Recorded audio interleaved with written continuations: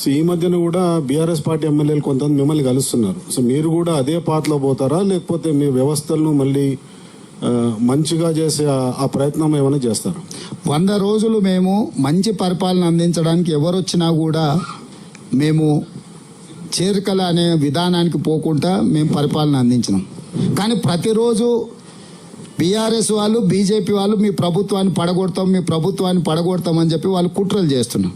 కుట్రల్ని తిప్పికొట్టాలంటే మేము కొన్ని కఠినమైన నిర్ణయాలు తీసుకోవాల్సిన పరిస్థితి వచ్చింది.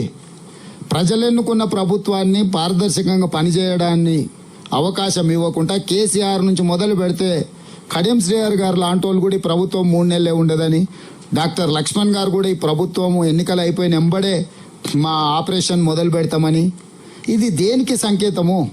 ఈ 100 రోజుల్లో ఎక్కడైనా ఏదైనా ఫిరాయింపులు కానీ లేకపోతే రాజకీయంగా వేరే రకమైన ప్రయత్నం మేము ఎక్కడైనా చేసినామా? ఈరోజు వాళ్ళిద్దరూ ఒకే లైన్లో మాట్లాడుతుండ్రు ఈ ప్రభుత్వాన్ని పడగొడతామని. అంటే వాళ్ళు పడగొడితే చూసుకుంటూ కూర్చుంటామా? ఇప్పుడు కుక్క కాటుకు చెప్పు దెబ్బ అని పెద్దలు చెప్పిండ్రు, కొట్టకుట్టు ఊరుకుంటామా? కొట్టాం కదా.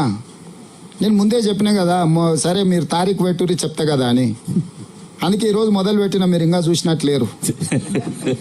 100వ రోజు మొదలు పెట్టిన 100 రోజుల పరిపాలన మీదనే పెట్టిన ఈరోజు ఎన్నికల నగారం మోగింది కాబట్టి ఇంకా ఎన్నికల రూపం చూపిస్తా. రాజకీయ పార్టీ అధ్యక్షుడిగా ఈ రోజు నుంచి రాజకీయ పార్టీ అధ్యక్షుడిగా పని మొదలు పెడతా కదా. నిన్నటి కోడ్ రానంత వరకు ముఖ్యమంత్రిగానే వ్యవహరించిన, ఎందుకంటే చాలా నిబద్ధతతోని రోజుకు 18 గంటలు ప్రతిరోజు పనిచేసిన ఈ 100 రోజులు ఎక్కడ కూడా చిన్న తప్పిదానికి కూడా అవకాశం ఇవ్వకుండా పరిపాలన ఇచ్చినా నేను అనుకుంటున్నా. నిన్న 3 గంటలకు ఎన్నికల ప్రధాన అధికారి ఎన్నికల నగార ఊదిండు. ఈ 100వ రోజు రాజకీయపరమైన నిర్ణయం తీసుకున్నాం. మీకు ఇంకా అంటే పార్టీ ప్రెసిడెంట్కి ఆల్రెడీ యాక్టివిటీ మొదలు పెట్టినా మీ దృష్టికి రానట్టుంది, 1 గంటలో మీ దృష్టికి వస్తుంది. నెక్స్ట్ సార్, నా పేరు కొండ రాంబాబు, సూర్య రిపోర్టర్ని సార్ నేను. అయితే ఇప్పుడు ఉద్యోగాలు ఇచ్చారు కదా సార్, మీరు బీఆర్ఎస్ వాళ్ళు ఏమంటారు అంటే మేము వేసిన నోటిఫికేషన్లకి రేవంత్ రెడ్డి ఉద్యోగాలు ఇచ్చిండు, కొత్తగా ఇచ్చింది ఏం లేదని చెప్పేసి అంటుండు. ఇంకోటి ఏంటంటే గ్రూప్ 1 మన రాష్ట్రంలో పడక 13 సంవత్సరాలు అవుతుంది సార్, 2 సార్లు క్యాన్సిల్ అయింది. సో అప్పటి నుంచి చదువుతున్నటువంటి వాళ్ళు ఉన్నారు, వాళ్ళందరూ ఇప్పుడు ఏజ్ బార్ 50 అబోవ్ అయింది. వాళ్ళందరూ డ్రీమ్ అదేగా చదువుతారు ఇప్పటికి కూడా.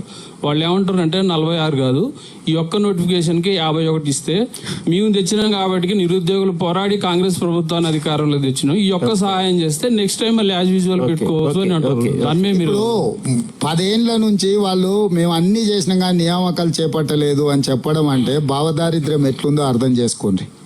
వాళ్ళకి సోయే లేదు వీళ్ళకి ఉద్యోగాలు ఇవ్వాలని. ఓడిపోయిన వినోద్ రావుకి ఎట్లా ఉద్యోగం ఇవ్వాలి, బండకేసి కొట్టిన కవితమ్మని ఎట్లా కుర్చీలో కూర్చోబెట్టాలి, మంత్రి పదవి ఇవ్వకపోతే హరీష్ రావు గారు 6 నెలలని అన్నీ అయిపోయినట్టు డీలా పడిపోయి మంత్రి పదవి ఇచ్చే వరకు మామింటి చుట్టూత కాళ్ళు ఏళ్ళు పట్టుకొని మంత్రి పదవి తెచ్చుకొని వాళ్ళు 1 నిమిషం కూడా తెలంగాణ రాష్ట్రం వస్తే కనీసం 1 గంట కూడా ఆలస్యం చేయలేదు. జూన్ 2, 2014 వస్తే కుటుంబం అంతా పొలోమనూరుకి ప్రమాణ స్వీకారం చేశారు. 10 ఏళ్ళ నుంచి మీరు ఎందుకు చేయలేదు ఈ నియామకాలు? నియామకం అనేది చిన్న పని కదా, మాకు ఆ చిన్న పని కూడా చేయలేదు కదా. వీళ్ళకి ఎప్పుడు ఆలోచన సోయి బాధ్యత లేదు. బాధ్యతారహితంగా గాలి కొదిలేసి ఉంటే అన్ని కోర్టుల్లో ఉన్న కేసులను పరిష్కరించుకుంటూ ఒకటొకటిగా చిక్కుముళ్ళు విప్పుకుంటూ నియామకాలు చేసి 3 నెలల 30,000 ఉద్యోగ నియామకాలు నేను చేపట్టిన. ప్రతి పేరు ఇస్తా నీకు, ఎవరెవరికి ఉద్యోగం ఇచ్చినాం, ఆయా డిపార్ట్మెంట్స్ ఎలాంటి చిక్కుముళ్ళు ఉంటే మేము ఆ చిక్కుముళ్ళు నింపినామో నేను మీకు డీటెయిల్స్ ఇస్తా. సో ఈ ప్రభుత్వం అనేది నిరంతర ప్రక్రియ. వాళ్ళే చెప్తారు పబ్లిక్ సర్వీస్ కమిషన్ల పేపర్లు అమ్ముడుపోయినా అంటే అది స్వతంత్ర సంస్థ, మాకేం సంబంధం అని. మరి స్వతంత్ర సంస్థ పనిచేసి ఎగ్జామ్స్ కండక్ట్ చేసి మొత్తం అన్ని రిక్రూట్మెంట్ బోర్డులు తీసుకున్న నిర్ణయాలు వీళ్ళకి ఎట్లా అప్లై అవుతాయి? పేపర్లు అమ్ముకున్నప్పుడేమో పచ్చిగా దొరికినప్పుడేమో అవి స్వతంత్ర సంస్థలు, నియామక సంస్థలు, ప్రభుత్వానికి ఏం సంబంధం? బాబా మర్దులు ఇదే చెప్పారు కదా. మళ్ళీ ఇప్పుడు ఆ స్వతంత్ర సంస్థలు పనిచేసి నియామకాలు చేపడితే మళ్ళీ బాబా మర్దులు అవి మేమే చేసినాం రేవంత్ రెడ్డి మేము వంట ఉన్నాం, ఆయన వచ్చి తెడ్డు దిప్పుతుండే అంటాడు. అందుకే నేను చెప్పినా కదా, బయట దూడ లెక్క పెరిగితే కాదా దూడకున్న బుద్ధి ఉండాలని. నెక్స్ట్ గ్రూప్ 1లో 44 నుంచి 46 ఏళ్ళకి చేసినాము. అన్ని సంప్రదించి అన్ని రకమైన ఆలోచనలు తీసుకొని పరిగణలోకి తీసుకొని గతంలో 40 లాస్ట్ నోటిఫికేషన్ ఇచ్చినప్పుడు 44 ఏళ్లతో ఇచ్చిన దాన్ని ఈ 2 ఏళ్ళు వీళ్ళకి వేస్ట్ అవుతుందని 46 ఏళ్ళకి ఇచ్చి ఖాళీ పోస్టులను కూడా అందులో కలిపి గ్రూప్ 1 నోటిఫికేషన్ ఇచ్చినాము. సో ప్రభుత్వ పరంగా నిర్ణయం తీసుకున్నాం, నోటిఫికేషన్ ఇచ్చినాం, ఆల్రెడీ అప్లికేషన్స్ లాస్ట్ డేట్ కూడా అయిపోయింది.